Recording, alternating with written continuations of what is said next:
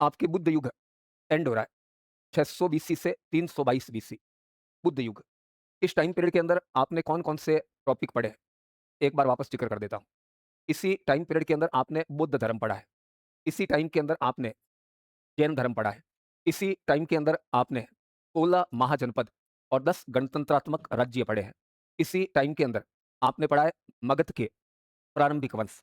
अब आपके last topic ये बच रहा है, बुद्ध युग के अंतर्गत भारत के अंदर विदेशी आक्रमण। आपको 2 विदेशी आक्रमण पढ़ने हैं। एक तो ईरानी आक्रमण और उसके बाद आपके सिकंदर का आक्रमण भारत के अंतर्गत होगा। हालाँकि आपके स्कूल लेक्चरर के अंदर ये टॉपिक नहीं है, और इन टॉपिकों के ऊपर भी सवाल आ सकते हैं। हम लोग सबसे पहले ये पढ़ेंगे, बुद्ध युग के अंतर्गत सबसे पहले हम लोग ये लेंगे, ईरानी आक्रमण। पहले समझिएगा इस टॉपिक को। बुद्ध युग के अंतर्गत भारत में ईरानी आक्रमण कर रहे हैं। तो ईरान के अंदर कौन-सा वंश है जिसके राजाओं के द्वारा भारत के ऊपर आक्रमण किया जाएगा? तो ईरान के अंदर ये वंश पढ़ोगे आप। ईरान में हखामनी वंश, इस वंश के राजा भारत के ऊपर आक्रमण करेंगे। अब यहां पर एक क्वेश्चन आपको प्रॉब्लम देगा, हखामनी वंश का पहला राजा बताइए जिसने कुछ भारतीय क्षेत्रों को जीता है, क्योंकि ये कंट्रोवर्सी खड़ी होती है। जैसे ईरान में हखामनी वंश का संस्थापक ये व्यक्ति था।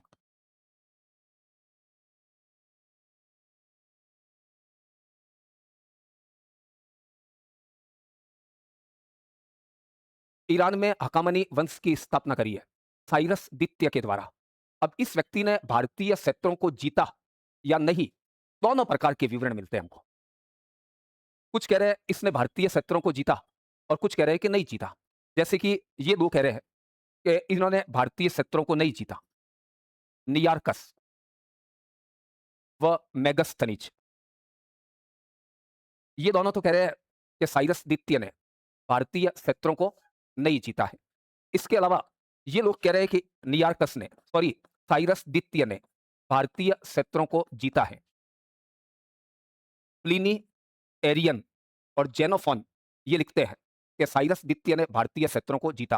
तो यहां पर तो कंफ्यूजन क्रिएट है कि साइरस द्वितीय भारतीय क्षेत्रों को जीत रहा है या नहीं जीत रहा है। साइरस द्वितीय के बाद ईरान के अंदर ये कमजोर राजा आएगा, कैम्बिसेज। इस राजा को आपको पढ़ने की जरूरत नहीं है, कैम्बिसेज को। कैम्बिसेज के बाद ईरान के अंदर यह शासक बनेगा डेरियस फर्स्ट, या जिसको हमने क्या बना दिया है, दारा प्रथम। इसका टाइम पीरियड ये है। इस व्यक्ति ने 100% भारतीय क्षेत्रों को जीता है। हमारे पास में कई प्रमाण हैं। पहले तो आप बोलिए, आपके एग्जाम के अंदर क्वेश्चन आ चुका है, कौन से 3 अभिलेख ईरान से मिल रहे हैं जो कह रहे हैं कि इसने भारतीय क्षेत्रों को जीता है? उन तीनों अभिलेखों पर आपके एग्जाम के अंदर क्वेश्चन आ चुका है। पर्सिपोलिस, दूसरा बेहिस्तून, व तीसरा नक्श ए रुस्तम लेख। ये तीनों अभिलेख में कुछ जगहों के नाम मिलते हैं और वो जगह भारत की बताई जाती है। अब उन जगहों के नाम क्या दे रखे हैं? सतगु, गदर, मक्काका और हिंदू। तो देखो, सतगु क्या हो गया? सिंधु नदी का भाग। गदर क्या हो गया? गंधार वाला एरिया। मक्का का क्या हो गया? मकरान। आप पढ़ते हो ना, बलूचिस्तान के अंदर मकरान समुद्र तट। और हिंदू का अर्थ क्या हो गया? सिंधु नदी। तो इस व्यक्ति ने तो कंफर्म भारतीय क्षेत्रों के ऊपर अधिकार करने का कार्य किया है। इसके अलावा और भी प्रमाण है। ये व्यक्ति भी हमको कहता है, हेरोडोटस का विवरण भी कहता है कि इसने भारतीय क्षेत्रों को जीता है। हेरोडोटस भारतीय क्षेत्रों को ईरानी साम्राज्य का 20वां प्रांत बताता है और कहता है यहां से ईरान को बड़े पैमाने पर कर प्राप्त होता था। एक और प्रमाण भी है, इस डेरियस प्रथम ने अपने किसी नौ सेनापति को सिंधु नदी का मार्ग ढूंढने भेजा था। कौन था? Scylax. तो देखिए, आपके उत्तर आ गया है। साइरस द्वितीय ने भारतीय क्षेत्र जीते या नहीं, ये तो है कंफ्यूजन, पर डेरियस प्रथम ने कन्फर्म भारतीय क्षेत्रों को जीता है और इसके टोटल हमारे पास के अंदर 5 प्रमाण उपलब्ध है। तो पहला ईरानी शासक जिसने भारतीय क्षेत्रों को जीता, वो आपके क्या कहलाएगा? डेरियस प्रथम ही। डेरियस प्रथम के बाद जो ईरान में राजा बने हैं, उनके अधिकार में भी भारतीय क्षेत्र थे, इस चीज़ के हमको प्रमाण मिलते हैं। जैसे डेरियस प्रथम के बाद ये राजा बना था, जरकसीज, या जिसको हमने क्या बना दिया? देखिए, हमने चेंज की है ये नाम। इसका टाइम पीरियड ये है। इसके अधिकार में भारतीय क्षेत्र थे, क्योंकि हमें पता चलता है कि इसने यूनान के साथ जो युद्ध लड़े थे, उसके अंदर भारतीय सैनिकों का प्रयोग किया है, और ये भी लिखा है इसने भारतीयों की पूजा पद्धति के ऊपर रोक लगाने का काम किया था। इसके बाद में ईरान के अंदर राजाओं के नाम ये मिलते हैं, अतर्कसीज प्रथम व अतर्कसीज द्वितीय। इनका भी भारतीय क्षेत्रों के ऊपर अधिकार था। इन्होंने भारतीय क्षेत्रों को खोया है, ऐसे हमारे पास कोई प्रमाण नहीं है।